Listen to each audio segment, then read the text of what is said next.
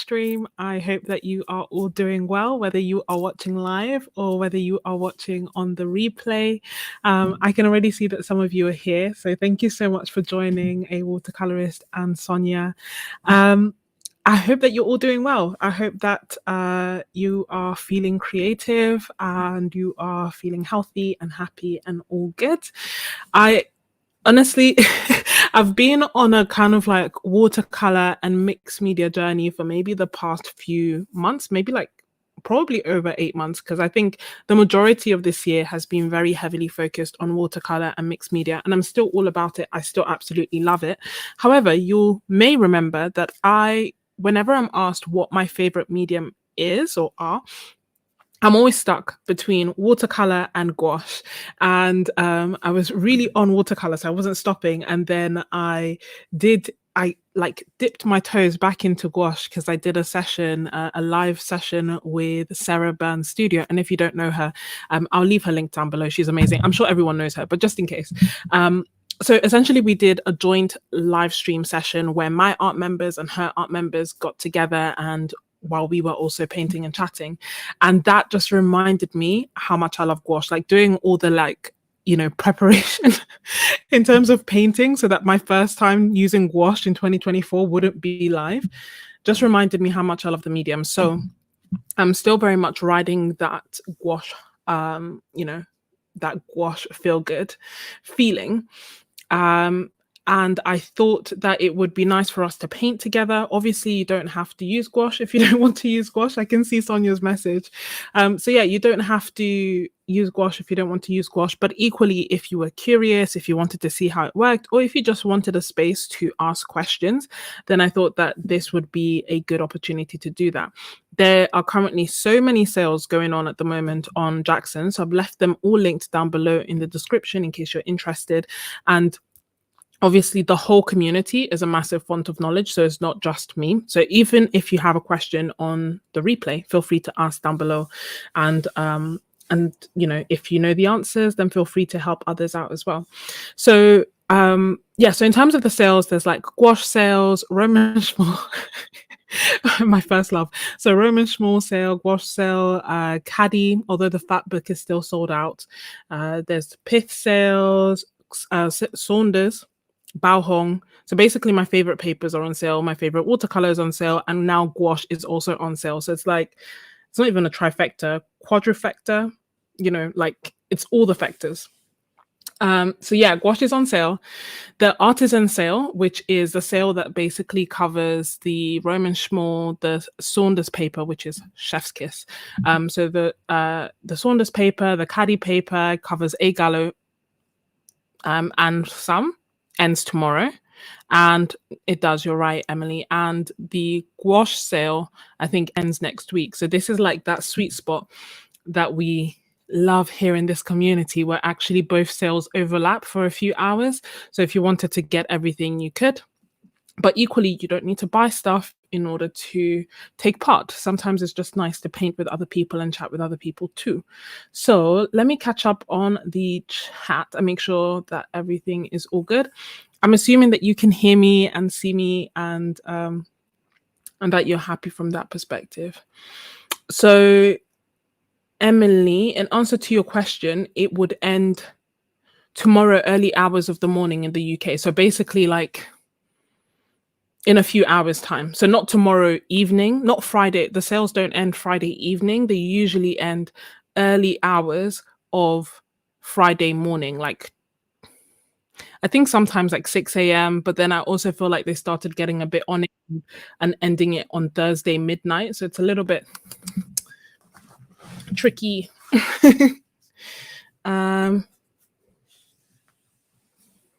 Yeah, I think if you know that you want to order the stuff, then I would probably just do the order now to be on the safe side. But usually you have a few hours in the morning, but it also depends on where you are in the world, because they like end at different times, etc., etc. Although sometimes Jackson's also says what time they're going to end the sale. So if you're ever unsure, you can sometimes just check there and see. But yeah, it's all linked down below in the description. They are affiliate links, which means that I may earn a small commission if you use them. So thank you in advance, but it's at no extra cost to you. So yeah, let us start. So Sonia, you don't like gouache. Honestly, I'm always stuck between which is my favorite, watercolor or gouache. I just go between the two. Oh, that's nice, Emily. You're going to go into the store. That's I think one of the things that I also advise is that whenever you're buying something, I think it's always worth, because most stores will do price comparison, will do a price match.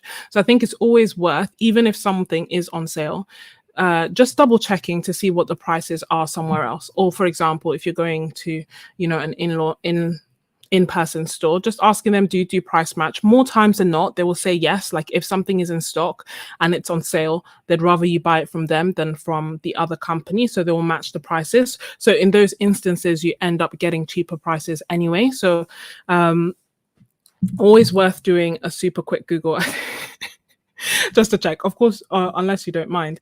I've done a video actually where I shared over 25 ways that I save money when it comes to buying art supplies. And I can leave it for you. I feel like I need to make a note of all these things that always come up during the live stream, because otherwise I will forget. But yeah, over 25 ways that I save money when it comes to art supplies. The price match has saved me hundreds. I'm not even joking, because if it's on sale, I can get it. I can match that price. And sometimes what some companies will do is that if it's on sale somewhere cheaper and you've already bought it, they will price match and give you a discount for the inconvenience. So I need to link that video. Save money. And I also, although you guys probably already know Sarah Burns. And then if you are interested in becoming one of my art members, so I have an art membership that's kind of like an art club, an extension of this wonderful community where we have live streams, Zoom sessions, exclusive videos, but also it's a place where we can chat with each other. You can chat with me, ask questions. And there's just a really nice, positive, ad-free space on the internet. And I feel like as I've been withdrawing from social media, it's just made me appreciate it even more. It is truly, truly special. So I'll leave it linked down below for you, just in case you are looking for the same. And it's called Ko-fi, but essentially it's like my art membership. So that's already in the description.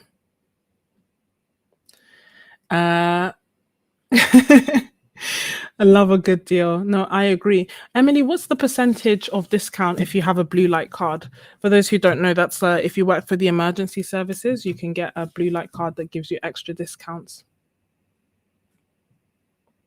What happens when you go on it? Thank you for the heads up about the link. Should be working. Does someone else mind checking and just letting me know? If not, then I will update the link before we continue. But I've also got the question box. So feel free to ask a question if you want, like just in the normal chat. Sometimes it's helpful if you put question in caps so that I can see it, especially when the chat is moving quickly. Or alternatively, I've started like a Q&A box. Sorry, I started a Q&A box that you can use as well. So hopefully that will work. I'm just trying to create the link again. Let me call it Gouache 2.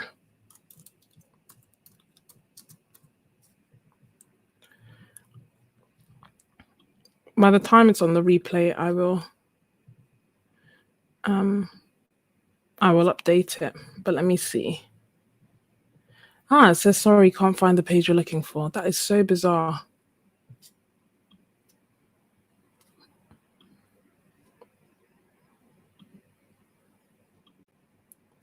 Okay, maybe try this one.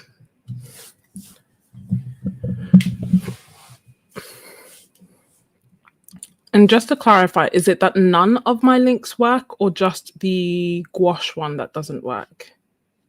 Whoopsie. Sorry, I know. Is there ever a live stream without like a little bit of tech issues? You know what? Actually, tell a lie. The one time there was no tech issues, I was at fault and I just completely messed up the live stream. But thankfully, I have a very, very gracious group on my Ko-fi, so everyone was okay. But yeah, the one time it was working fine.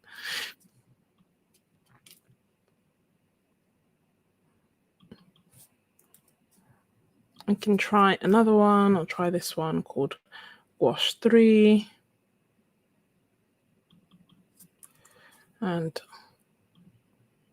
hopefully this will work.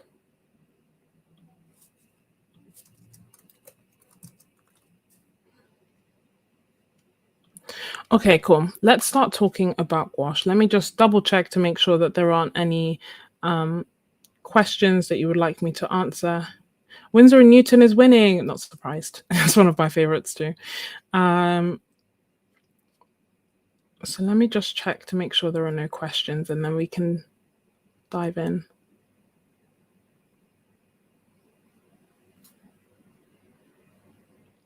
Oh, okay. So there is a question. Thanks for asking, Sam. So what is my favorite gouache subject to paint at the moment? My favorite has remained consistent, and that is landscapes. I don't know, there's just something about being able to, I don't know, to like, you know, there's lots of different textures and there's just such a wide variety. I think I love landscapes in general, but there's something that I can't explain it, but when it comes to gouache, that's immediately the thing that I want to paint. And don't get me wrong, I feel like gouache is very forgiving in that you can use it for a range of different mediums and in a range of different styles, whether you want something that looks very cartoony and flat, or whether you want something that looks more graphic, or whether you want something that looks more realistic. Like, it really is quite versatile. But I think it just really leans well into painting landscapes for me. Hey, Louis, and looking up, and that one doesn't work either. Maybe it's just, I have no idea why. And hey, Nicole, you like to do abstract leaves with gouache.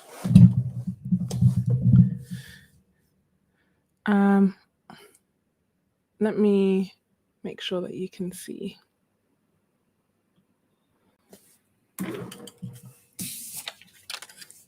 Putting my notes away.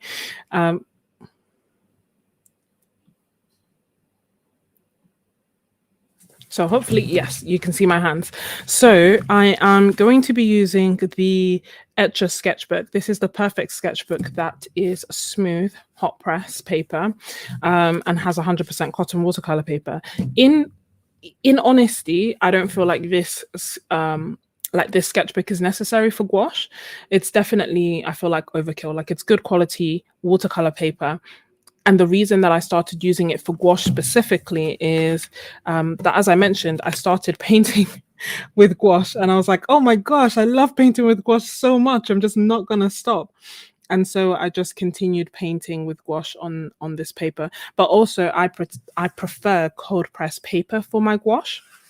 And I think that will come down to personal preference. But I think I prefer cold press, so paper that has a bit of a texture for my watercolor and also for my gouache. And I feel like one of the benefits and the strengths of gouache is that it is quite forgiving, so you can use it in different textures. So I also did some paintings on here, as you can see, and this is all watercolor. But because I really am very, very particular with my watercolor paper when it comes to painting with watercolors, I decided to actually divert from watercolors to gouache, and also just mixed media in this sketchbook. I'm going to be doing a sketchbook tour soon-ish, but this was from the session that we did with Sarah Burns. So I painted this live, and then I went back straight after. I just wanted to keep painting and repainted it again. It was one of her references, and I have the replay, both replays. So the replay of the live stream is available for both our members, and then the replay of me painting this and just talking through my process is available for my members. So I've pretty much come to almost the end of the sketchbook here. There's just one page left. The perfect sketchbooks, or rather the signature series sketchbooks, have this thing with their first and their last page. I think it's books in general, like book binders in general, where because they didn't have, this is an end page. So how do I describe it? How do I make it make sense? You know how usually when you open a sketchbook or a book, it has like either decorated paper on it, or it has like uh like sketchbook paper. It doesn't have the actual watercolor paper as the end, like at the end here. Etcher do. So that means that you get an extra page, but what that also means is that you get this thing here where the very first page and the very last pages don't lay completely flat. And because the paper is nice, it's a shame to waste it. So I still am going to do it. It just means that for these pages, I'm going all the way to the front, which feels wild. It feels wild, but we're going to do it anyway. Because you never know how it's going to go with the live stream, do you? So in terms of just recommendations or things that I normally would use, I would normally use cold press watercolor paper. I made a video when I did an experiment, essentially testing out loads of different kinds of paper, from mixed media paper to watercolor paper that's cellulose, watercolor paper that's 100% cotton. I just did a whole bunch of mixes of all of them. And although I could obviously see the texture of this of the papers, I could tell what was hot press versus what was cold press. I left it all on like labeled at the back, basically with the aim of seeing if I don't know what paper I'm using, technically, if I don't know what paper I should be using, what paper do I enjoy using? And the results from that, it's a video on YouTube, but the results from that were essentially I was really stuck between the cold press cellulose paper and the cold press 100% cotton watercolor paper. I just could not tell which paper I liked more. And then in the end, I picked the cold press 100% cotton watercolor paper as my favorite. I turned it around and I was like, oh my gosh, it's the 100% cotton. And second place was the cellulose. But because I was so indecisive about the two, I feel like there's no, like I would be fine with either. I hope that makes sense. Oh, hey Norak. Norakag, sorry. I'm so glad that you're enjoying gouache as well. I don't see it as the same as watercolor, but I feel like it feels like an extension of watercolor. Like it has really quite similar properties, obviously, but sometimes it just feels like it allows me to do not more, but different things. I guess because I'm able to layer a bit more. And you know what I was thinking about actually? That I should try and I paint very differently when I'm painting with gouache versus when I'm painting with watercolor. And I was just thinking that I should actually try and translate some of those skills across to watercolor, because I really, I don't do that much layering with watercolor. Whereas actually I should be able to. And I always saw it as a bit of an intimidating thing. But actually, if I can layer with gouache, I should be able to have some sort of control. Hold on. So, hold on. What am I missing? Sam, you'd only paint with 100% cotton. Yeah, I mean, for watercolor, I could see why people were like, you need to try 100% cotton. And I resisted it for the longest time. And once I started using it, it was hard to go back. Not impossible, don't get me wrong. There's still times that I use, that I use cellulose paper, and I have quite a few cellulose sketchbooks. However, my preference very much became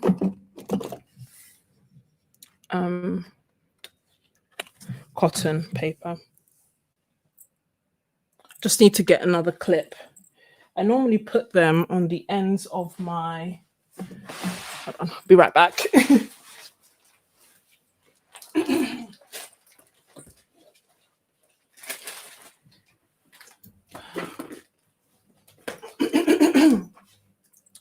I normally use them to go out, you see. Hey, Phil. There's so many people. Hi. Sorry if I haven't said hi, if I've missed a question. It's purely because the chat is moving at a really nice pace, so I'm missing some of the comments. Yeah, James Gurney uses both.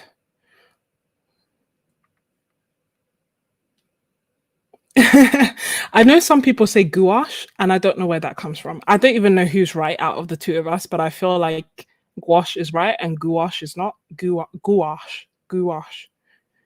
I don't know. We need to figure out who made it and then ask them how to say it correctly.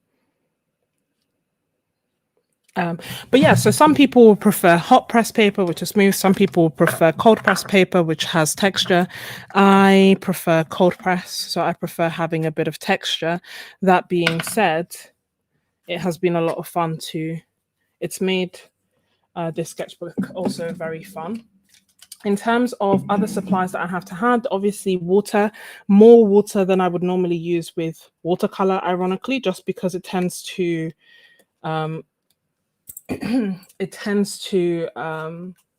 almost like muddy up the water and get the water dirtier quicker. I love these. So these are like stay wet palettes. I still remember seeing them for the first time, and I remember getting them for the first time because I'd seen it on Creating Cute Arts channel and I spent ages looking. So now I have quite a few with different. So this one has Winsor and Newton gouache. This one has the this one has Winsor and Newton gouache, and because I haven't used it in a really long time, sometimes, so basically it keeps the gouache almost like out of tube consistency, so it keeps it nice and wet. And sometimes if I know that I'm not going to be using gouache for a really long time, I'll leave it open and let it completely dry out because I don't want any issues with mold. And thank God I've never had any issues with mold, but it's something that's always on the back of my mind. So if I know actually I'm not going to be using gouache for months, I will let it dry out. And then once it's time for me to use it again, I'll just reconstitute it. And I know that some people like using it from dry, and that's equally fine. But what I've been using at the moment is the Daniel Smith gouache, which I've actually really been enjoying. So this I haven't let dry out completely, but I am not the best at closing my palette when I'm painting. So then it tends to dry out under the lights, basically. I've almost run out of water on there. So that's basically what that looks like. And it has an array of different colors. And then I'm really enjoying using flat brushes in general, but especially with gouache. So you'll see a lot of the time I'll either use a flat brush or a filbert brush when I'm doing landscape with gouache. Then it's nice to have like a round brush for extra details. And honestly, as I say, I feel like gouache is just so forgiving that I don't know, like you can use almost anything. So I like using synthetic brushes, which are like the cheaper brushes. Basically, I got this for £1. And this is the medium brush that came in the set. So I like brushes that are a bit firmer and hold a bit less water. I feel like it just gives me a bit more control. And then also a paper towel to blot off excess water. Sometimes it can be helpful to have a spare piece of paper, especially if you want to do a lot of dry brush techniques so that you have somewhere to practice before you commit that to paper. Plenty of water, because as I said, it's going to get muddier quicker than using watercolor. And I feel like that's pretty much it. If anything else arises as I paint, I will let you know. Yeah, so Saunders Waterford is nice.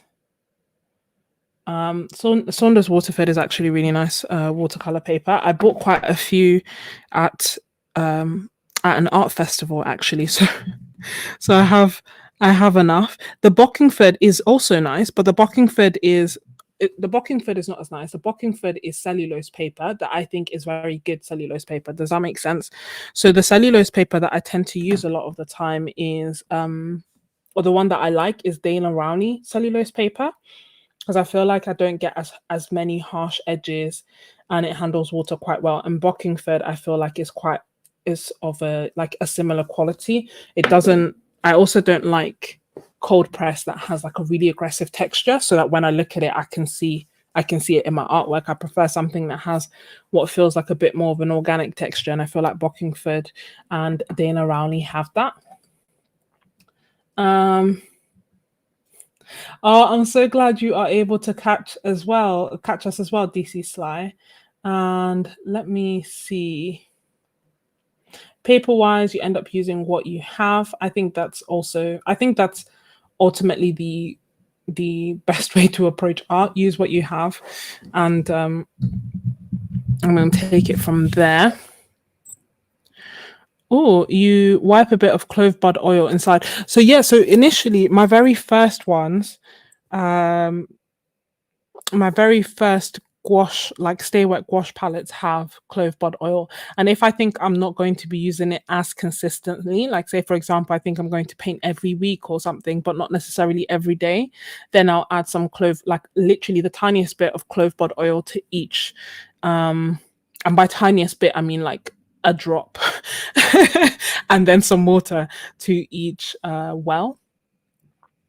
And even that's probably too much, but it's nice. It has a smell which I like, but just be mindful that it will change the smell of your paints. Tried Lucas but didn't like it. Yeah, so Bockingford might be a nice bridge between that. Or another thing might be if you want to stick to 100% cotton watercolor paper, another alternative might be Bao Hong. I don't know. Sometimes like they have really good sales and they're a lot cheaper. Yeah, no, I definitely recommend. I had such a good time there.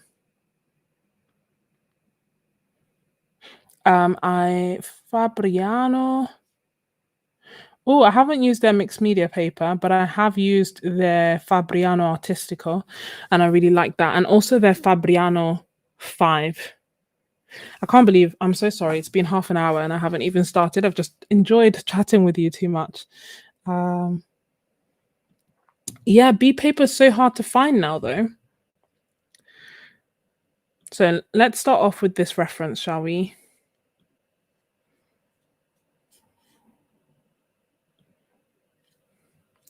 If you have any questions as we go along, for this bit, just write question in caps so that I can see it. But equally, there is a question box. And now Holbein has started taking the lead with 39% as a favorite, whereas Winsor & Newton is 33%. I have a few Holbein. I just haven't used them as of yet. Like I've bought like not quite the split primary, but close to the split primary. I've bought the primaries in white basically for quite a few different gouache brands, just so that I could try them and get a little bit more familiar with them. What I want to do and what I should probably do is decipher what my favorite go-to colors are and just start getting those instead of just getting the primaries. Do you know what I mean? So for example, I love using Cobalt Turquoise Light. That would be a great color that I should probably start getting so that I can get a fair assessment of how the paints work for me. And also maybe I would add either a burnt umber or a burnt sienna as well. This is more like a note for myself because yeah, I need to. And then also maybe like colors that I'm curious about. But I think at the very least, maybe either split primaries or the primaries and a white plus colors that I find essential that I go back to time and time again. And I feel like that will help me when picking out and trying out new paints. So I'm starting off just laying in. My brush isn't completely clean, as you can probably see. It's got a little bit of green, but that's okay. Whoops, because the majority of our painting is green. So if anything, is just adding a little bit of harmony. And also, it's got like a bluey tinge, which is great because this is our sky. Yeah, so ash blue is a color that I want to get, and it is like almost always sold out. I don't know. In fact, yeah. Yeah, so that's I have a few colors in the basket and that was one of them, but it's like almost sold out. This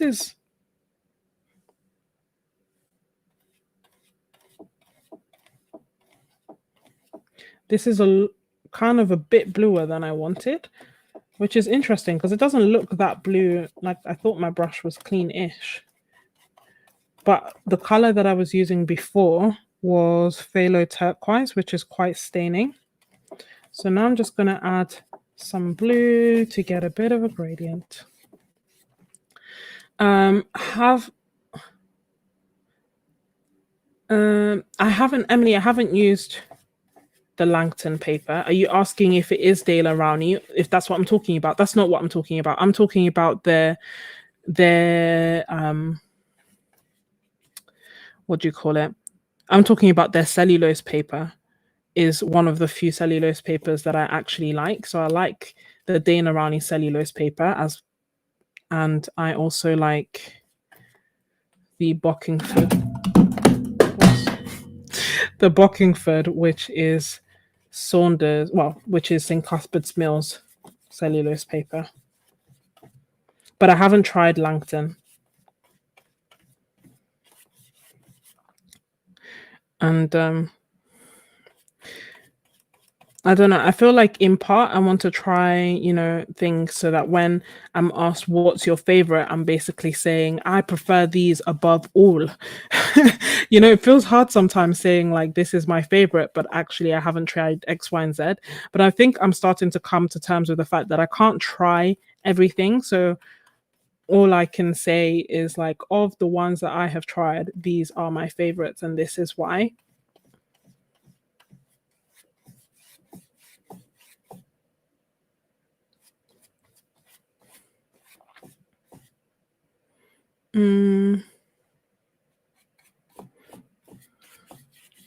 I've also done just like a little bit with acrylic wash, but I haven't used it fully yet. I think I don't know. I feel like I should love it, but equally, I don't like acrylic. So I'm like, oh, will I not?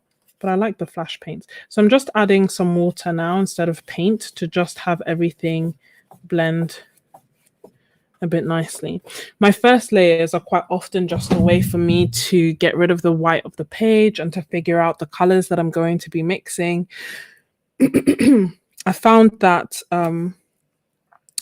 what works best for me is having a bit of a limited palette.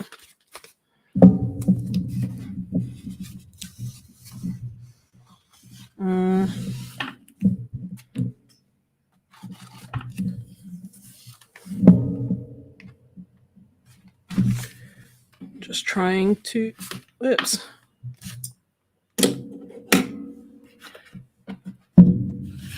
So you can reactivate gouache. So you can use just like ceramics or plastic, or I also like using, I'll get rid of this.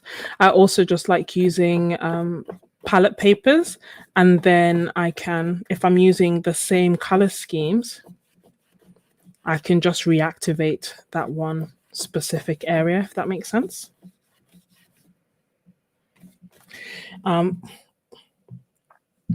It's funny because painting and talking takes longer than just painting. As well as painting, talking, reading, and live streaming takes longer than just painting. So please forgive me. So yeah, I was saying that I like using a limited color palette.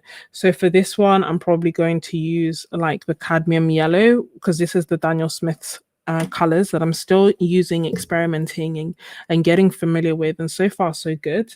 It's funny because initially I was worried that they wouldn't be that opaque. I don't know. I felt like when I saw swatches online, they weren't the greatest. But I haven't actually got them and tried them. They can be opaque, which is good. So my limited colors thus far have consisted of cobalt teal, turquoise, white, and yellow. And then we'll see as and when I add colors. So now this is the kind of green that I have. And I'm just blocking in the colors really. And this layer, because it's quite watery, if there's anything that I want to change, if like for example I was to lay down this green and be like, oh, it's super earthy and actually I don't want something this earthy, that's fine. I'd be able to layer on top of it later. So this is a good opportunity to try it. And I think that's what I love about gouache. Like the it's forgiving, and I feel like it requires less planning than other mediums. So, or than watercolor in particular. And I don't know if you can tell, but I don't do much planning when it comes to my art. I'm just like, okay, lay it down and take it from there and see how it goes. And if it works, it works. If it doesn't, it doesn't. Um, hey, Ruby. Arkuda, I'm just reading. You're saying you paint so differently. Yeah, it's so funny though, because I also paint completely differently with gouache as I do with other mediums. And that's the thing I find funny. A lot of the time you see videos online about finding your art style and having an art style. And in my head I'm like, I feel like I have 25 art styles. Like it has never really been my concern to find an art style, because I was like, I don't think I have just one. I don't know. It seems to be like I can see that it's a popular thing that people think about and look into, and I can see like it's one of the recommended video ideas. Like, why don't you make a video about this? And I think like I can I can see how one could get to an art style. Um, that being said, I don't know. I don't know necessarily like if that's something that we need to strive for. And again, I think it depends, because you know what, I get to have a lot of great chats with you in the comments and in the community tab as well, to just get general insights. And what's interesting is that I feel there's sometimes a general pressure that we have to create good art, to make it look professional, to use our supplies in the right way, to develop art styles, to do X, Y, and Z. But then when I asked how many people do art for their livelihood, like how many people this is part of their job versus how many people are doing this to relax and to have an outlet and to find a community, the vast majority of us are doing this for an outlet and a community. So I don't know how beneficial it is to actually try and employ those things that perhaps professional artists need to, because I can see why it would be benefit. This is such a random tangent, but I can see why it would be beneficial to have an art style if you are working as a professional artist. You're selling your art and you want your art to be recognizable amongst your collectors. You want there to be like, a sense of uniformity and so on and so forth. But if you're not selling your art and you're just doing this to live your best life, do you need an art style? I don't know. How did we get here? How did I get here? But thank you so much, Phil. You know what's funny and what's interesting is I've always kind of shared that was my perspective. However, so I can't see an art style when I look at my art, but other people have mentioned that they can see an art style in my art, and they can see when I've created, like they can see an art style. And I feel like I was watching a video on YouTube that was basically talking about how an art style isn't something you see, it's something that other people notice. So if you're really desperate to see the art style and to find your art style, then you can ask people. And then the more you ask, the more you'll be able to then recognize it in your own artwork. But I feel like part of the reason that I'm like, do I really have an art style? Is like when I look at my florals, I feel like if you look at my florals and you look at my landscapes, like I wouldn't think they're made by the same person. Yeah, Nessa, you like to try everything, as do I. Hey, messy desk. Oh, you no, you should go back to sleep. I feel so bad. I'm always like keeping you up. Although, what time is it? Yeah, no. At least it's not as like, is it late? Maybe it's early for you as opposed to late. I feel like usually the other times I've done live streams it's being quite late for you, whereas this time is actually early. Yeah, 6:45 a.m. I'm impressed you're even awake. I would be asleep. Oh, thank you, Nessa. That's so kind. Like a peaceful view.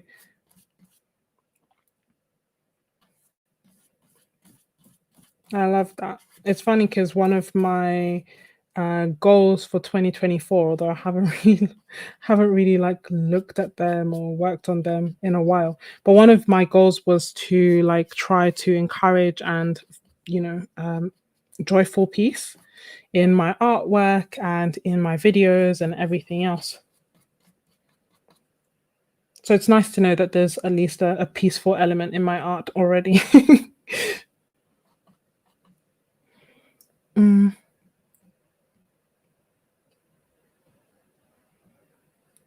DC Sly, let me see. I think that sometimes when people say that they're looking for an art style, what they actually mean is my artwork doesn't look like X, Y, and Z. However you create and how it looks, that is your art style. I agree. But I think sometimes people want it to look like a certain they want it cohesion. Maybe that's what they want. They want it to. Well, I don't know. Actually, maybe I should ask people who. I should make a video. Can you imagine? I'll make a video about like developing your art style, but it will be, what do you call it when you clickbait? It will be clickbait, and actually the whole video will be like, what is your art style? What do you mean? Like, I don't know what you mean. I'm joking, I'm not gonna do that, but you know what I mean. Sometimes the best way to know is to ask, what do you mean by that? What are you aiming for? So this is where the pond is, and we've just done a bit of a gradient, and the pond in the reference is brown. But why make it brown when you can make it such a nice, like a nicer color, you know? I haven't put in the bridge as of yet. We'll see how that goes later.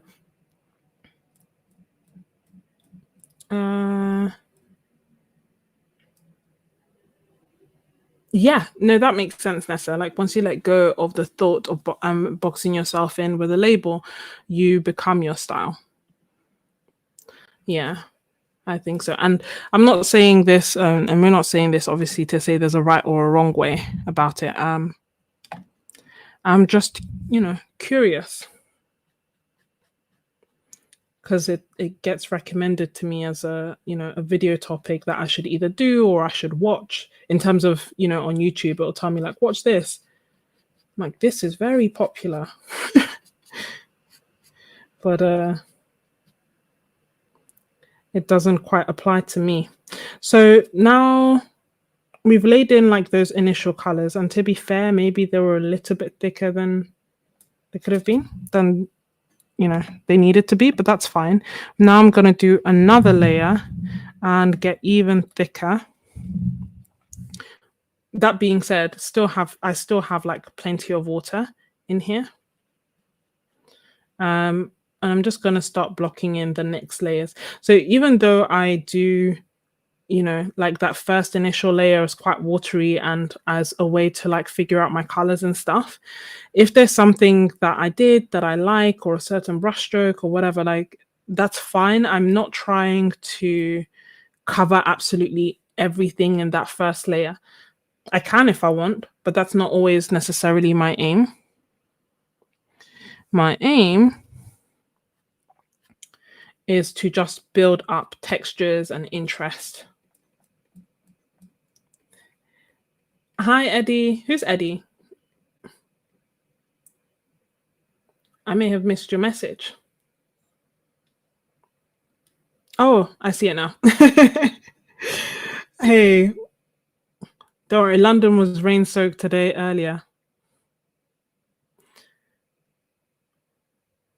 Was also rain-soaked earlier. That's what I mean. I don't know why I'm talking like that.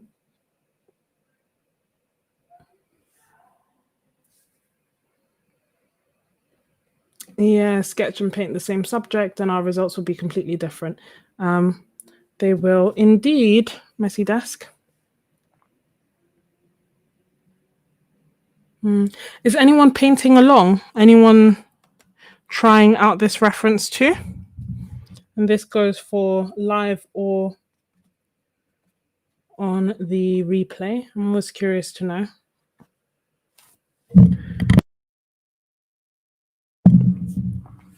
And keep coughing. Don't know why. I'll have a drink soon enough. So now, as well as adding those extra details, you know what I'm trying to do? I'm trying to like look at the reference and get the values right. So I'm trying to get the dark bits in. And I was using the turquoise as my dark. That being said, it does not feel dark enough. So I want to introduce a new color. I need a reddy color. A red E, as in like, you know, a red leaning color to make this darker that we can also use in our mixes. And I'm torn. I feel like this bright red is the obvious choice and we'll need it for the, yeah, let me just use that. We'll see how it goes. I'll mix it on the palette and see if this is the right red for what we want. And yeah, it does make it darker. It makes it more like brownie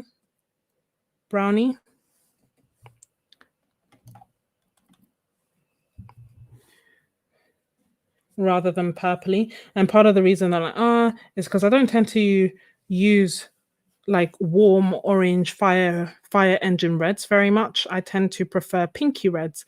That being said, I feel like the warm fire engine red is what we will need for the bridge. So rather than introducing lots and lots of colors and getting away from our limited palette, I'm just like, okay, I know I'm going to use that kind of red color later. So why not use it now, you know? And I'm just using that to get in the dark colors.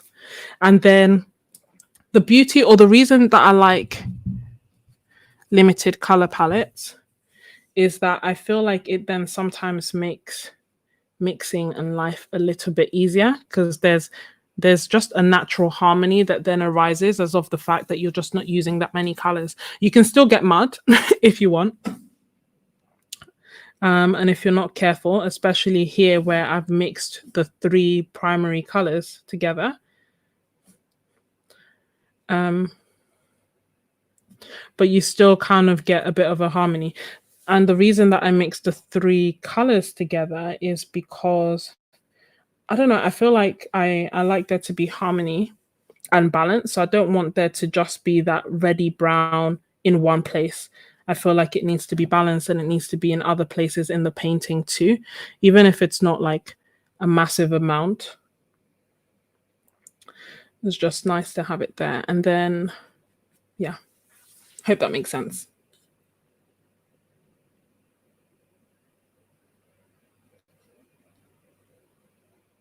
Good night, Sonia. Oh, you're painting along too, looking up. That's so cool. Are you using gouache? Oh, and just a gentle reminder, if you don't mind, you know, the shameless plug that has to come. If you're enjoying the video, please, please like the video. It makes a huge difference, especially now that I haven't been making edited videos in a while. A like is a very simple and easy way to stop my channel from slowly dying. Because that's essentially what's happening in the analytics. I will come back at some point. Such is my plan. The question is when. But anyway, I don't know. We'll see. I started editing a video yesterday, so at least we're making progress. To be fair, I started one a few weeks ago and then the computer shut down. I was like, I'm done.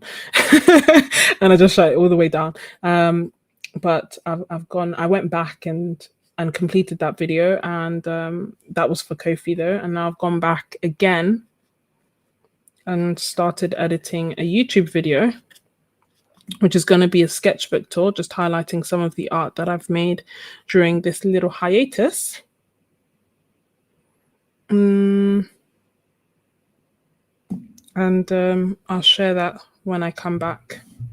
I think it will be helpful to build up a bit of I don't want to go back to editing every day again, so I think I need to like build up a bit of a bank where at least I have a 1 week break, between editing.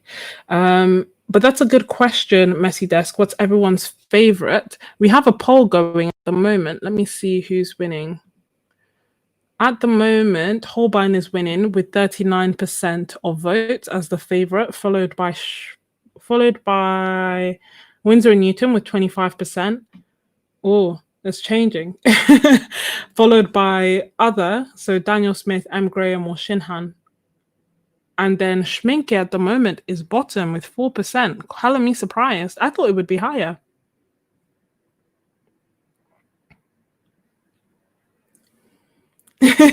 Thank you, Ruby. You know what? As I started recording it, I was like, no one wants to see. Like, sometimes I don't even know if it's imposter syndrome or whatever. I started reading The Creative Way. Well, last year I started reading The Creative Way and then I stopped.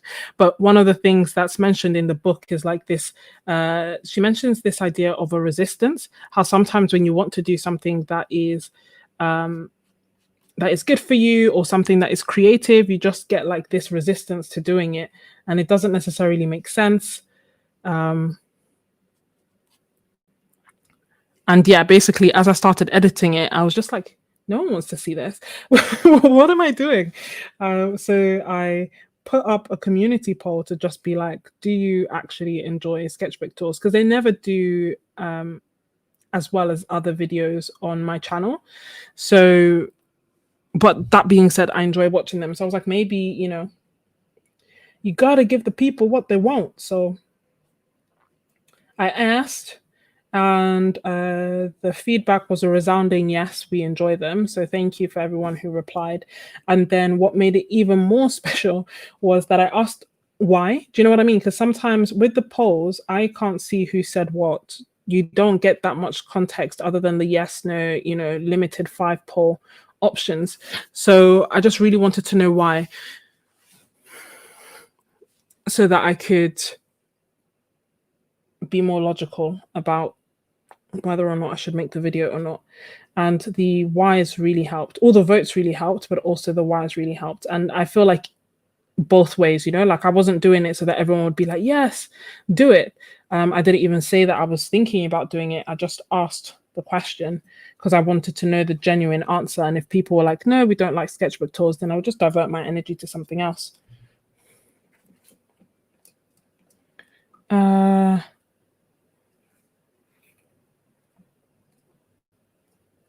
Nessa, I don't even know. I don't even know where or how I would start thinking about that. Have you tried asking them? Some of them, I don't even know which one is better or with regards to that.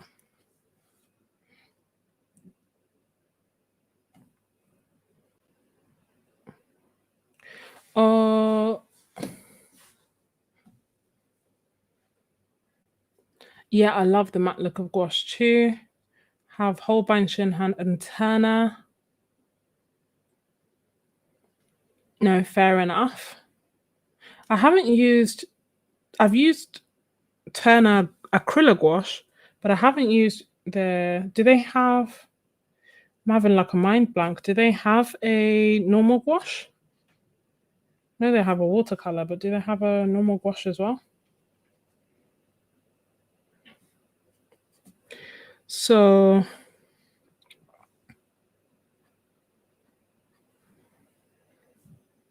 I feel like I'm getting more guarded with my brushstroke. Unclear why. So let's start changing some of that. I'm going to make some yellow. With landscapes and with greeneries in general, I just like having variety, different greens, different textures. When you asked me what I like painting and why, that is why I like painting landscapes, because I can have all these different textures and these different things inside it.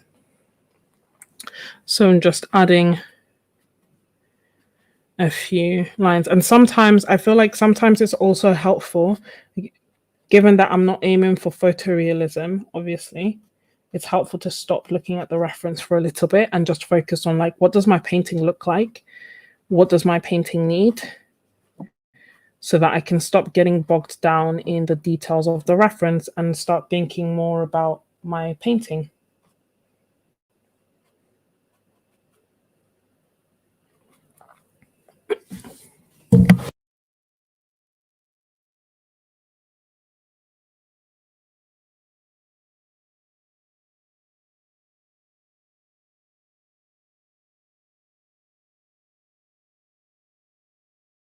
Oh, I hope you're okay and your eyes are okay, Edie.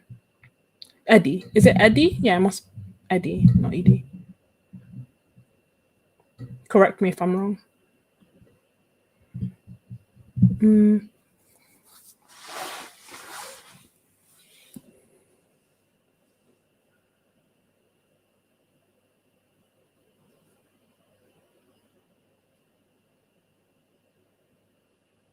Oh, almost all of that time was waiting.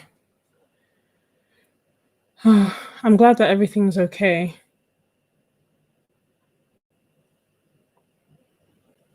Thank you. Yeah, so it does. Yeah, there might, is it muted? No, there might be some ads that come up, and it does help. The revenue does help. I feel like, I don't know how. I don't know. I feel like there's a lot of sometimes it feels like there's a lot of stigma around making money on YouTube, and also I feel like sometimes people don't know how much we make, how little we make, or So I actually made a video just talking about how much I make on YouTube, because I was like, I think people think I'm making grands. And although I wish that were the case, that is very, very far from the truth. Which is why every little really does help, whether it's like through affiliates or watching ads or joining a membership or anything, like even liking the videos. They don't convert to money, but at least it lets YouTube and other people know that this was enjoyed and it's worth watching. So yeah, I made a video talking about how much money I get paid on YouTube, and the general gist was I make £60 a month from the ads. But one thing that Otto Cano had mentioned, that I'm so glad she'd mentioned, and also it's not just me, is that the cost of like accounting fees is higher than we make from the actual AdSense. So basically YouTube costs I make a loss from running YouTube, which was one of the other things that I kind of had to think about when I was like, you know what, let me just take a break and see what's what. So yeah, thank you. I didn't know, Nessa.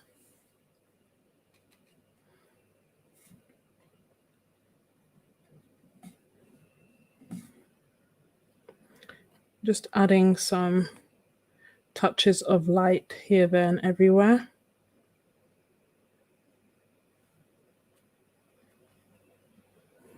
And adding a bit of white where I want it to almost be like sun-kissed, but then just yellow in other places. Accounting fees as in in the UK, because I'm making an income from a quote unquote hobby.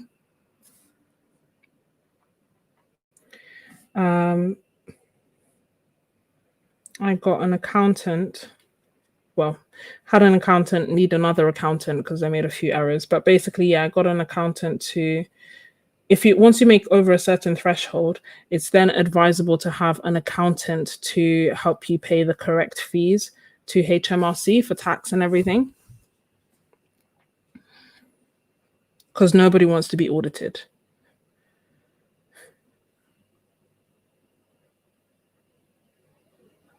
Oh no.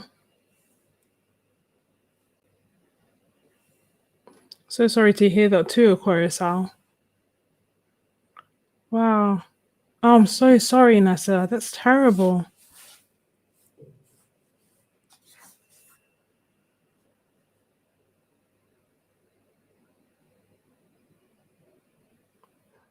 Oh my goodness.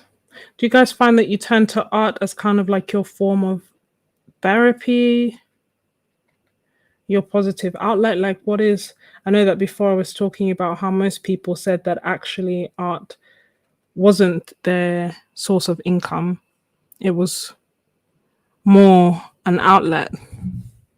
Is that the same for you? Slowly recovering.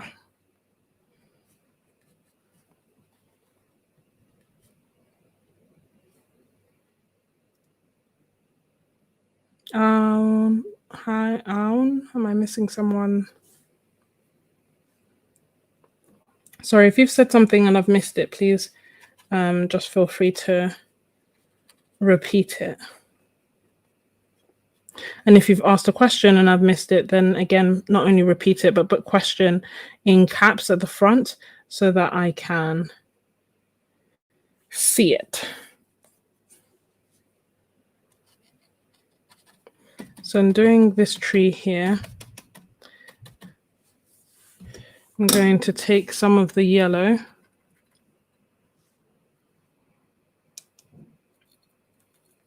I don't want it to be watery because each layer that we do, we want it to get thicker and thicker so it doesn't reactivate the layer underneath.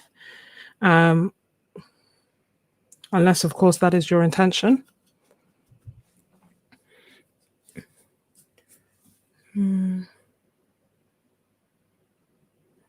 Oh, you were going to say that, Aquarius Al.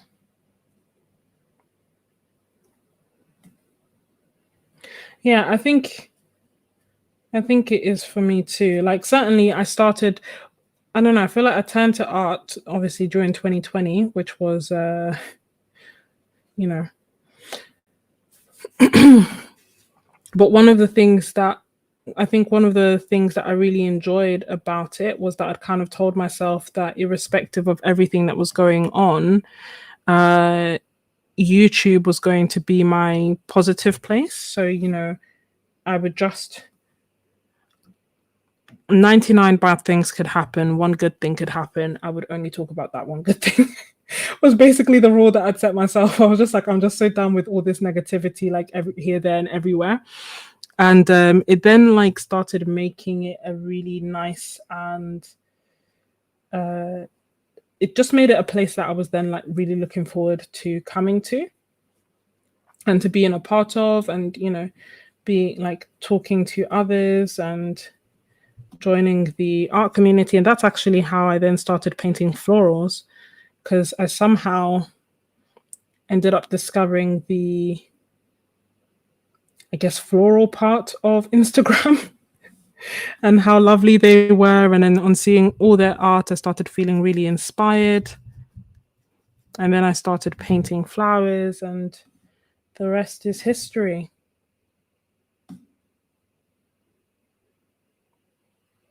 No, I know. And I think it's good to, I know, Nasa, it's good.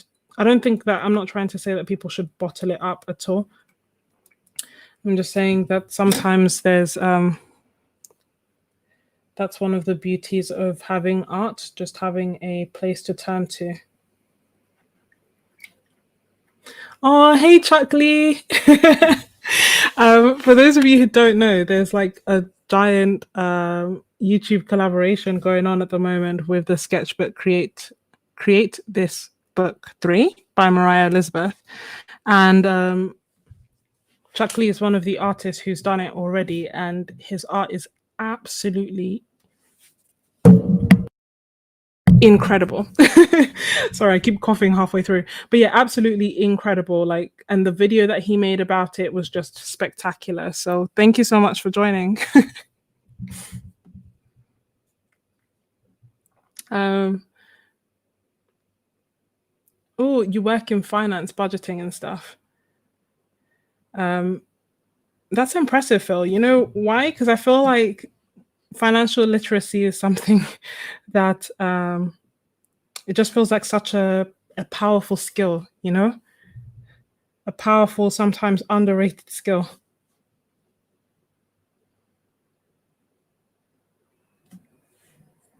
Thanks, Jack. No, I just remember being like blown away by your video, and also grateful that you didn't give me create realistic art, because I would have been like, what? What am I gonna do? And although you know, I feel like all the prompts are hard, like in the book, because I don't do prompts normally anyway. So everyone's art has just been absolutely amazing and different and like mixed media and everything. And I'm like, raw, what is going to happen when I go?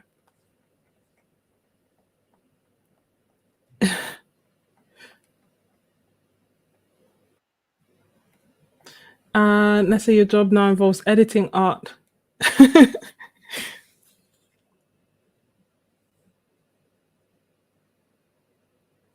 I know, I know. I honestly wish that I was just, I don't know. I feel like if I had good financial literacy, I would be rich. that's, that's how I feel.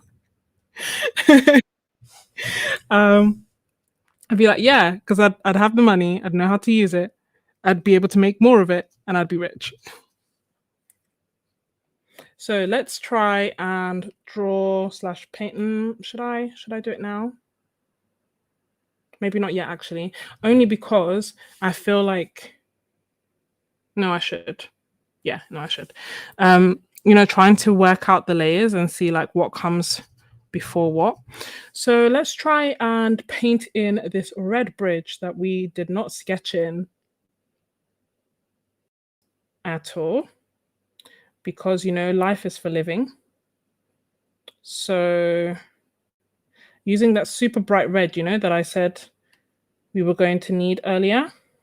This was why.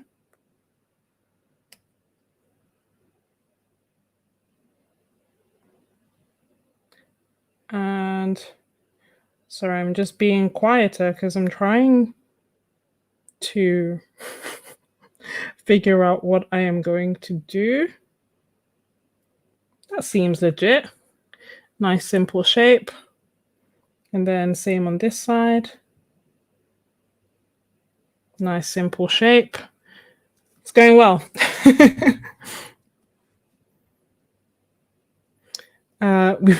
Nessa, we cannot be rich. We'd spend it all on art supplies. Honestly, the love of art supplies is so real. So real. But that's why I'm like always looking for a sale. Someone asked me today, like, how do I know when the sales, like, how do I know all these random sales? And there are multiple answers. One is, to be honest, I spend too much time scrolling Jackson. So when I see something is on sale, I'm like, oh, does that mean that the whole product is on sale, or the whole medium is on sale, or is it a different kind of sale? And I just go down like a random rabbit hole. Then we also have my Ko-fi art membership, where if we see a sale, we will share it. And it works well because also it's like, oh, if you see, like, say for example, I were to see a paint supply and be like, oh my gosh, guys, it's on sale for like £50, and someone could be like, oh no, it's 40 here. Oh no, wait, it's 30 here. Do you know what I mean? So we've actually saved each other money this way by just finding the best deals. So an array of different ways is the answer to that question. Now let's do, trying to like squint to make it make sense, if that makes sense. Maybe this is, yeah, this is probably one of those other times where I'm going to stop looking at the reference. Probably a mistake. but I'm going to stop doing it anyway so that I can. There we go, paint it in. And we have enough of it, like, you know, we know the essence of it, which is that this is a bridge. And that's good enough. And then we can take some of that red and mix in some of that turquoise, which makes that kind of dark greeny, grey, browny color that we made in the back. And we can add this in the shadow underneath. See how all of that's coming nice and full circle now? Hey, Zoe.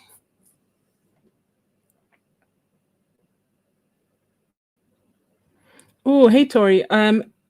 Welcome. In terms of, so call me old fashioned, but I am still a sucker for the split primaries.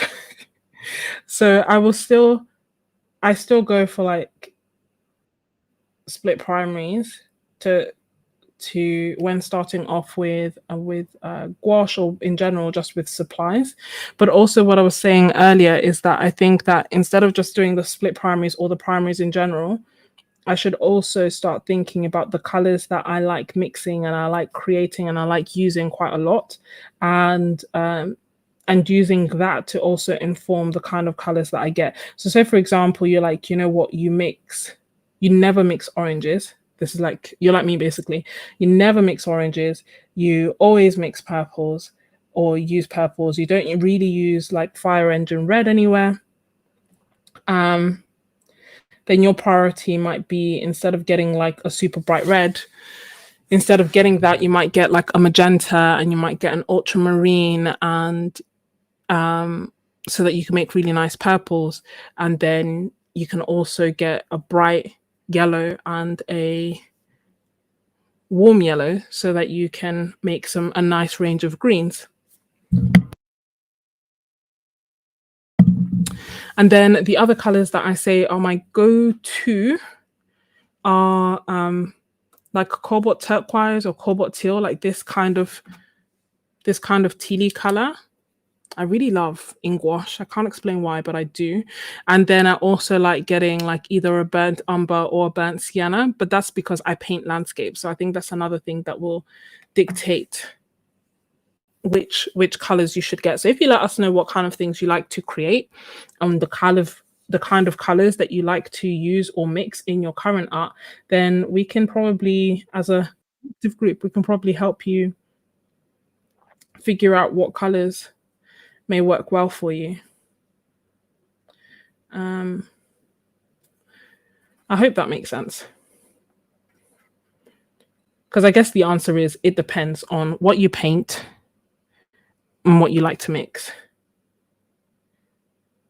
And but if you don't know what you are going to paint and you don't know what you're going to mix, then I'd probably just start with the split primaries and take it from there until you know a bit more. Split primaries and white. You can't do without white. Or I can't do without white. If you can, kudos. Oh, thank you, Phil. Yeah, I always forget. And hey, my garden cart. But yeah, please, if you're enjoying the video, please hit the like button, tell a friend to tell a friend, to tell a friend to tell a friend.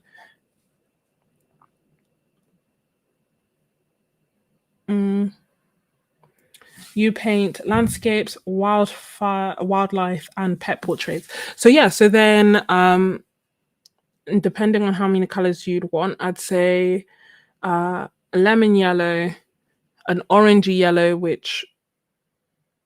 an orangey yellow, maybe although I don't tend to use it as much, I don't know if it'd be helpful to have like a raw sienna-ish kind of color for pet portraits and wildlife. Then a burnt sienna, an ultramarine blue. In honesty, the cobalt turquoise light is a personal preference. It's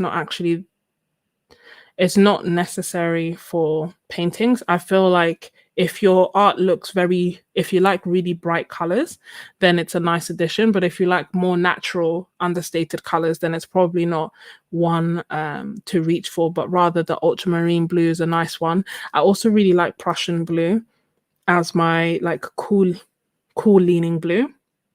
And then white. Hope that makes sense.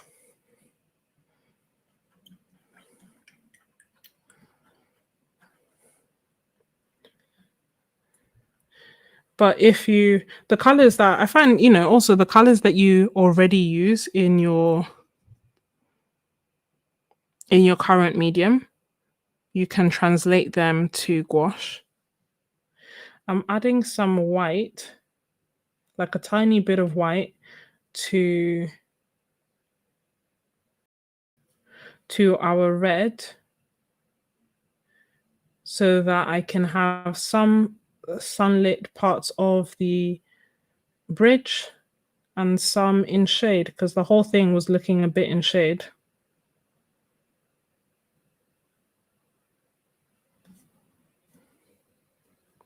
But now we can do some details.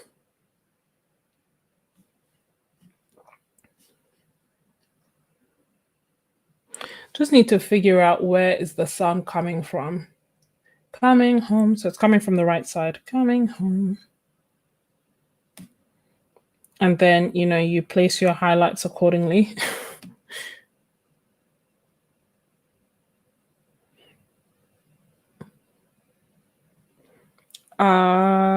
So oddly enough, I don't tend to use black in gouache. Like, by all means you can, as is the case with anything, but I don't,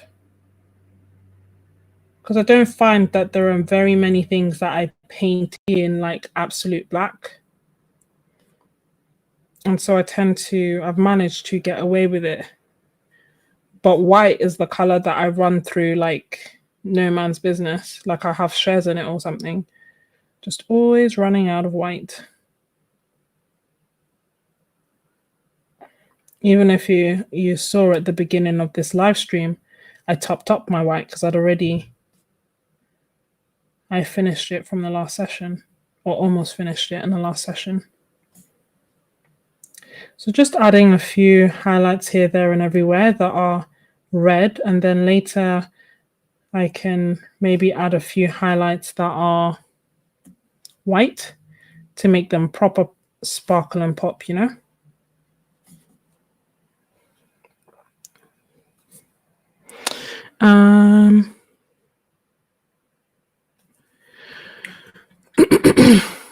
Oh, try mixing black with yellow. You are right. It does make really beautiful earthy greens. That's a very good point, Phil. Oh, thank you. Thank you, Nessa. Oh, yes. I like buff titanium in watercolor, and it's one of the colors that I feel is missing from this palette. So I have 2 gaps left, and one of them is going to be buff titanium. The other one, I'm not sure. The other one, I'm not sure what it's going to be. I was thinking maybe like a burnt sienna. This is earth-friendly brown oxide, which actually to me feels like a nice mix between burnt sienna and burnt umber.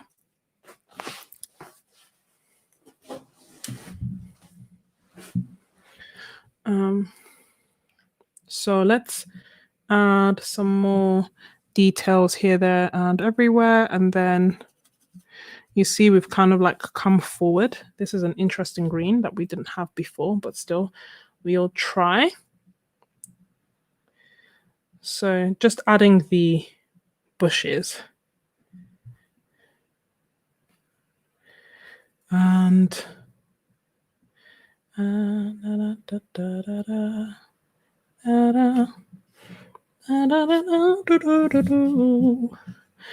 like the circular little bushes.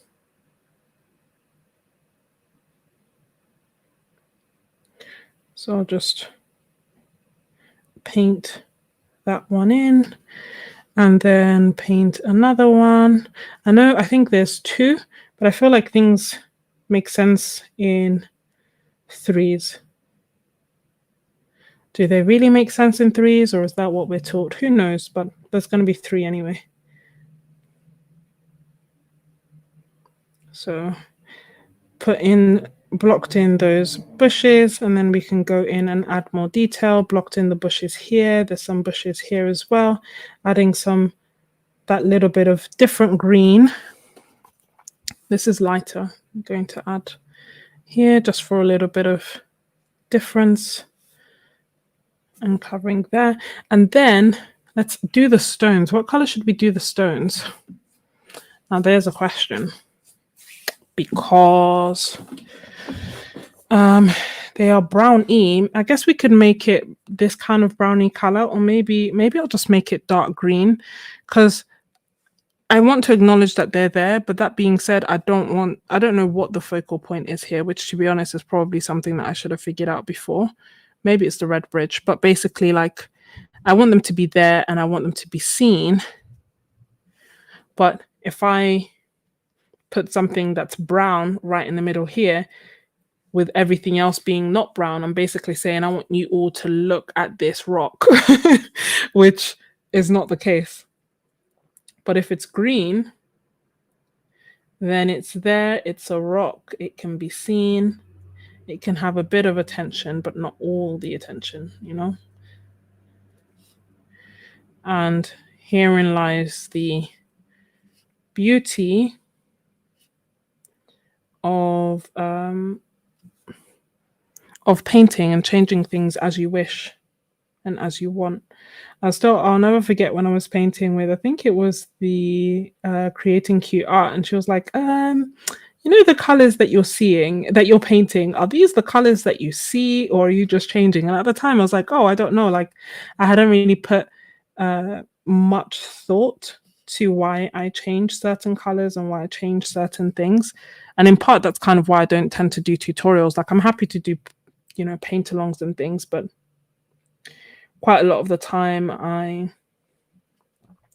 don't know if it counts as intuitive painting, but you know, I'm going with the flow, and there isn't always a clear rhyme or reason that I have processed in my head before doing it. But I think basically is I see the colors and then I accentuate the colors in it that I like.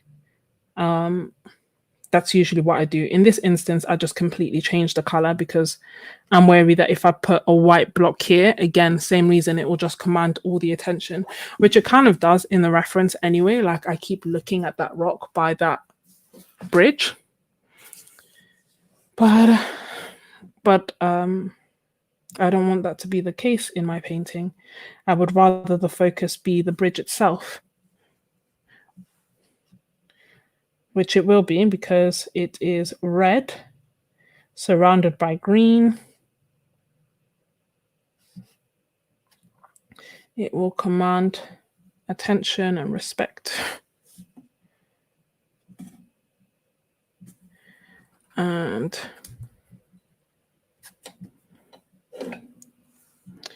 just taking some yellow. Yellow is the other color that I'm always running out of. And just adding some on the top of the rocks, some way making them look a bit mossy, I guess, but also just three-dimensional. Taking a little bit of that green and adding a little bit of a shadow.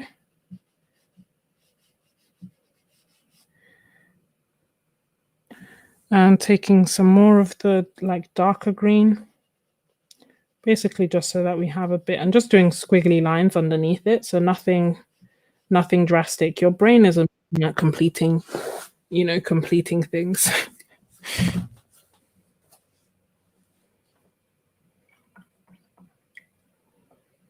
You feel that in the reference, you begin to look at the bridge and then your eye travels through the middle and the green lawn and then the big tree on the left and then down to the rocks. I see what you mean. I feel like my eyes start off with the rock and then the bridge and then the rock and the bridge. And then I'm like looking at that middle area and then I remember the background. So I'm very aware of the foreground and then the background, if that makes sense.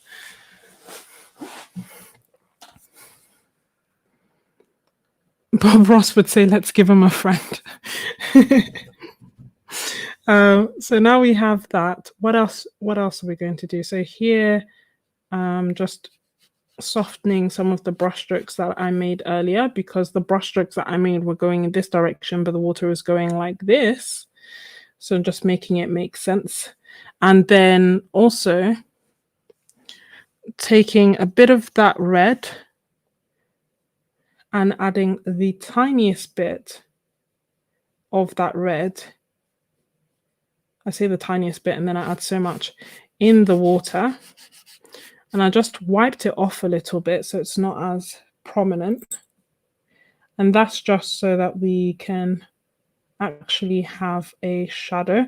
If you look at the reference, the shadow, the reflection in the shadow isn't actually like bright red. So I'm adding like a mixture, you know, like a bit of the green, which is actually the shadow, and then a bit of the red, which is the reflection. And together, it creates harmony. And then just adding a few extra details here. We're going to go back and adding some more green here. Again, by no means necessary. I just like, you know, you have a different green that you've made from your colors and they're nice and harmonious, so why not add them to your reference? And taking some more, wanted to make some more turquoise because here it feels like, you know, like it could have a little bit more detail and a little bit more interest. So I'm just adding a tiny tree here. I'll do the branches in a second. And then here adding turquoise in the shadow. And the closer we get to, like the more layers we do,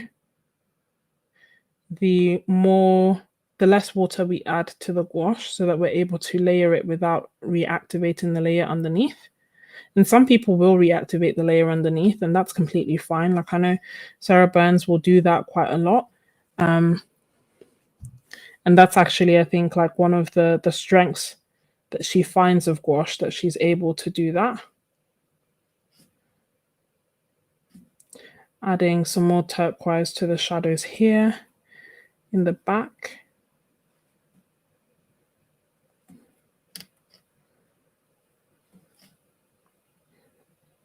To the details.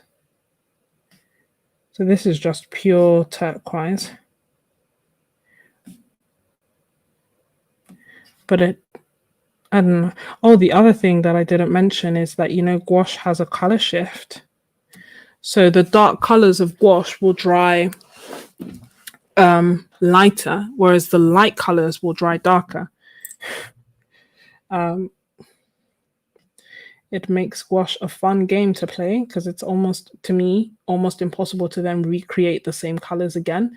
So if I know I'm going to want a flat wash, I mix it all beforehand.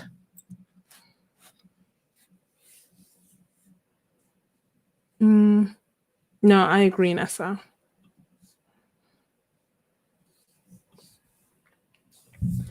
And so we have some details there. We have the trees here, and we've added the shadows, taking a little bit of that red, because that red is just going to make that turquoise darker, and that's our darkest value.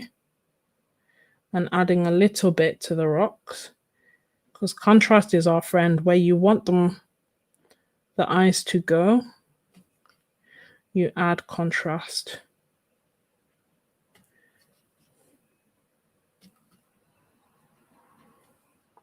And then adding a tiny tree here.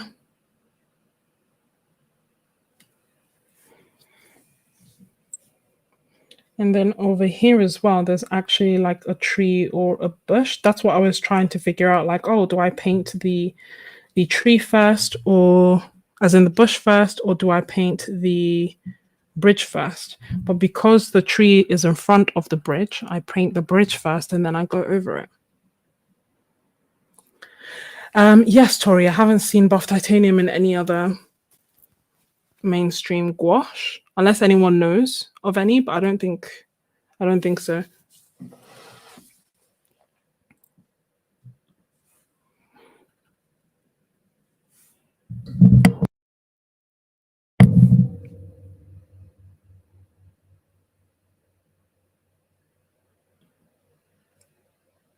Very wise words.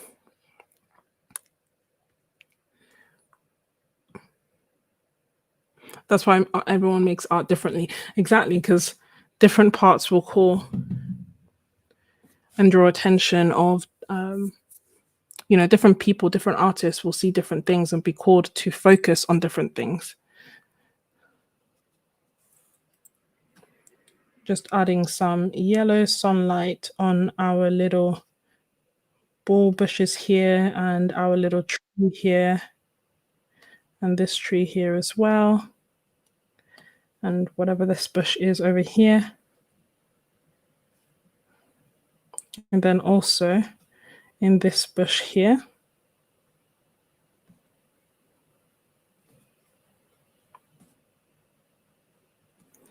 And mixing some more cobalt turquoise inside it to just have different shades of green.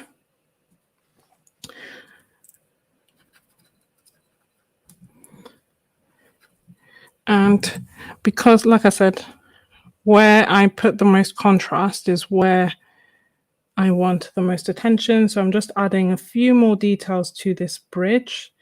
So a bit of a shadow to the pillars in the back. And then I will add the little white highlights. That's super bright red.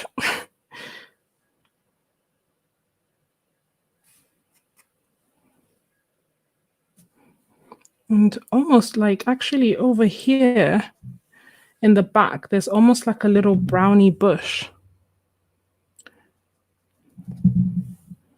that I'm going to kind of, it's going to be tricky. I'm going to try and like represent it. So I've made it a little bit pink leaning. And I'm just taking a bit of red, making it more red. And now mixing in some of the darker colors that we have as well. And adding some more white. So that's white where we have the sun, as in like pink where we have the sun, and darker everywhere else. Don't know, just to add a little bit of like interest. And maybe I'll add a tiniest bit here so that we have the trifecta.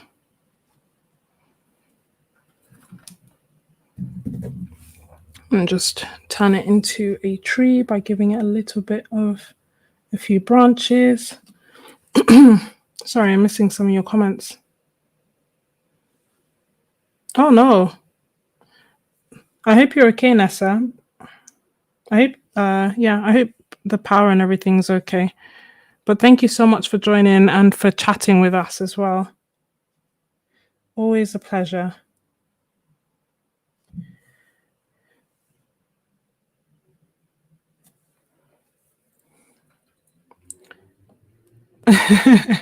The Messy Dusk. Yeah, I think so. I haven't seen it in any other brands. Has anyone else, in terms of seeing buff titanium in other brands?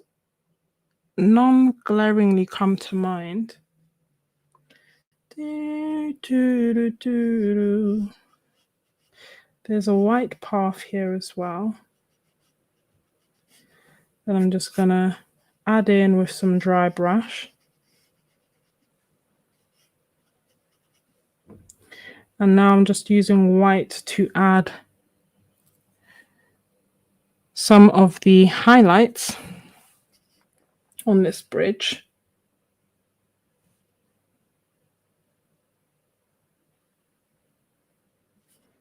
Not massive amount, just a few. And the brightest of bright bits.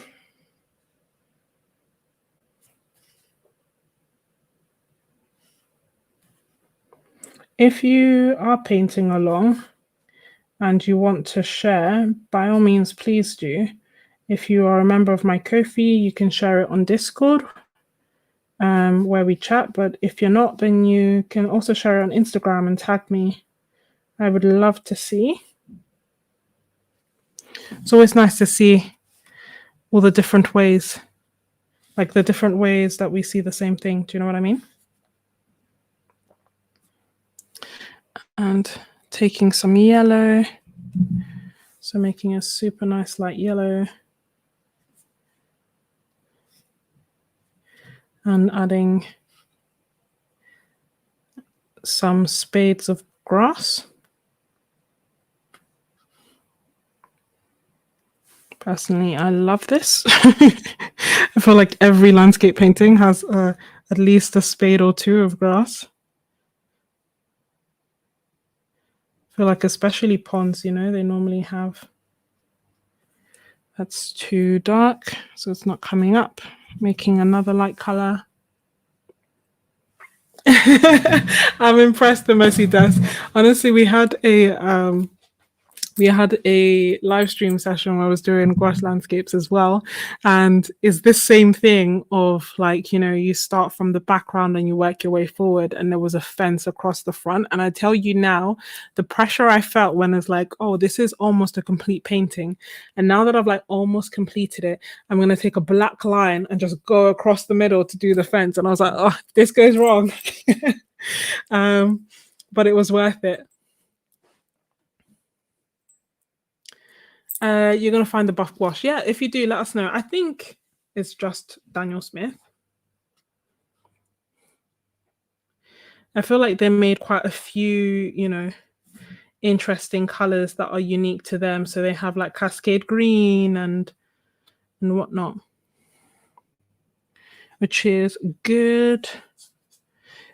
I feel like the turquoise that I'm using is quite different to what I don't have. I don't have a turquoise in Daniel's in Winsor and Newton. So yeah, I'm just still trying to learn, discover, and get familiar with this Daniel Smith gouache. And obviously, since I started it, I haven't been able to put it down. But I wonder, would I be able to find favorites? I don't know. I feel like I'll have to do an art challenge again. Like, do you remember when I did the 10-hour challenge? That was fun. I feel like I want to do that again. It really allowed me to, I don't know, gain a lot in a short period of time. And it also just allowed me to focus on creating art. And then because I was trying to focus and I was trying to create art specifically, I didn't let myself, like, you know, I wasn't watching TV or anything. It was just a mindful exercise, basically. The whole thing was, and then obviously it was part of a collaboration. So that was also very nice, getting to work with other artists at the same time. I don't know, maybe I'll do that. Question is when, you know? La, la, la, la. Just doing a few spades here, there, and everywhere. And then let me just add. I feel like the reason that I like adding these little blades of grass is because they almost like they add depth to a painting, I feel, in a way. Depending on where and how you position them. But yeah, I will stop fidgeting with it and call this one done, she says, as she continues to paint. But yeah, I'm going to call this one done. Oh, thank you, Nessa. Lynn, what did I miss?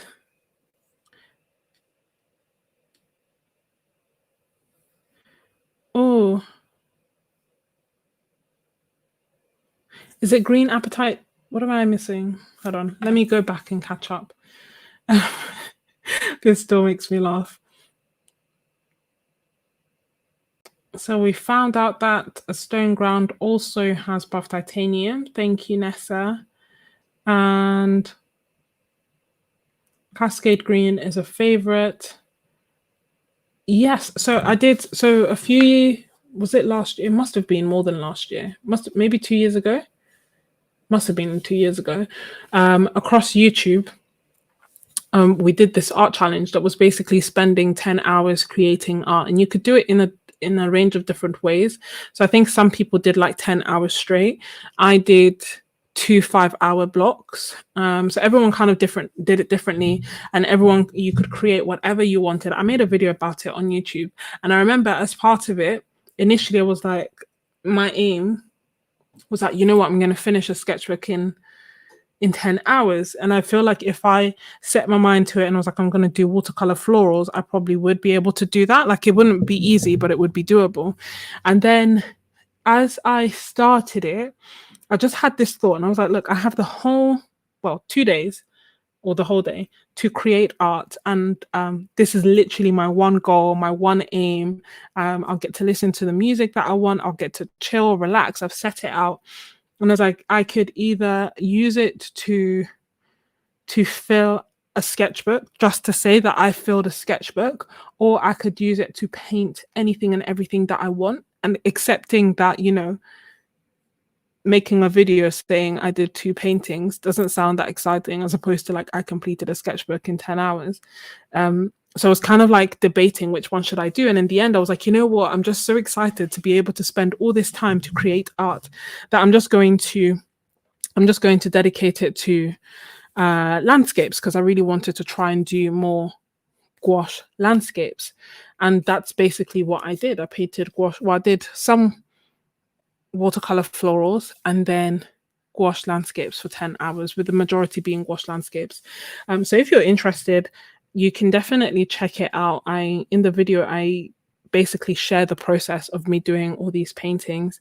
And I think I ended up doing, I won't spoil it for you, but I did quite a few paintings. Like, it turns out if I'm not talking and I'm just focusing on painting, I could probably do a landscape painting in 20-30 minutes, depending on how much detail I add. So I did those, and then I also made a reference book full of landscape references that I used for the video, but also that I just set aside because I, have quite a lot of references, and I've made that available for free on my Ko-fi as well. So that was a 10-hour challenge. Basically, initially I was like, oh, I could do 10 hours, and I probably could, but then I was like, oh, I don't want to promote that. I don't want people to take it too far and no break and hurt themselves or anything like that. So I was like, let's, 2 5-hour sessions seems legit. Thank you so much for joining, Edie. And I hope that New York stops raining as much. Yes, so you probably have. Yeah, but you probably have seen it, but there is also a separate video where I talk through the individual paintings, actually. So yeah, I don't know, maybe I'll do it again. Like, it was a lot of fun. I really enjoyed it. I really, really enjoyed it. But yeah, let me do a tape fill for you. And then I will probably let you go. Do you guys like these kind of videos? I like doing the chatting and the painting and the answering of questions. Although there weren't that many questions, there was a lot of great discussions, which is equally good. Let me end the poll so that you can see the results. When I look at questions, there aren't. Yeah, I think I've answered all the questions. I'll wait for that to refresh just to be sure. But in the meantime, let's do a nice tape peel.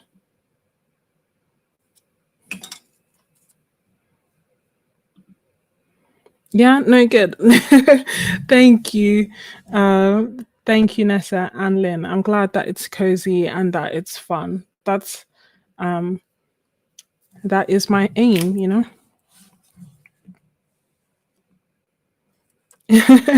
Waiting for the rock to dry so that you can add your finishing touches. I know the feeling.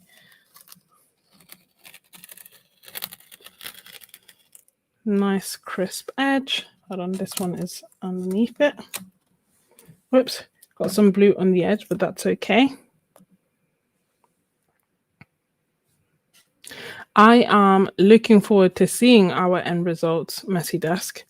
I think that's one of the great things about doing these sessions, and oh no, it went underneath, so it's not as crisp, but it's okay. But yeah, I think that's one of the fun things about actually painting from the same references, just seeing how everyone creates things. Oh.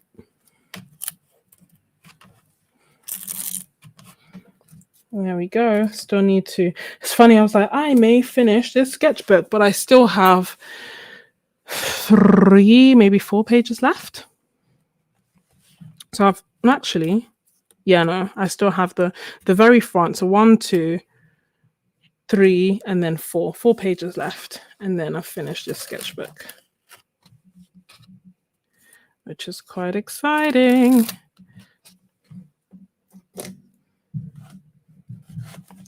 And let me show you a bit closer. Oh, thank you, Stephanie.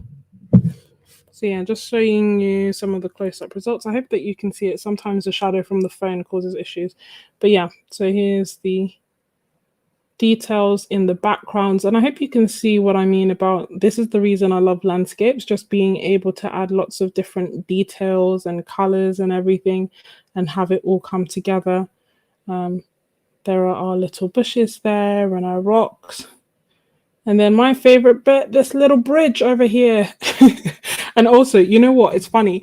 I think it's a good practice and a good hobby to, a good habit to try to adopt, where with each piece you think of at least X, like, you know, at least 3 things that you liked about the painting. And it's something that you get into the habit of doing, whether you absolutely love a painting and can think of 20 things, or whether you're like, this painting is not great and you struggle to find 3. At least it will build that analytical eye and, you know, positive self-talk. But yeah, like for me, it will always be the most random of things that I'm like, oh my gosh.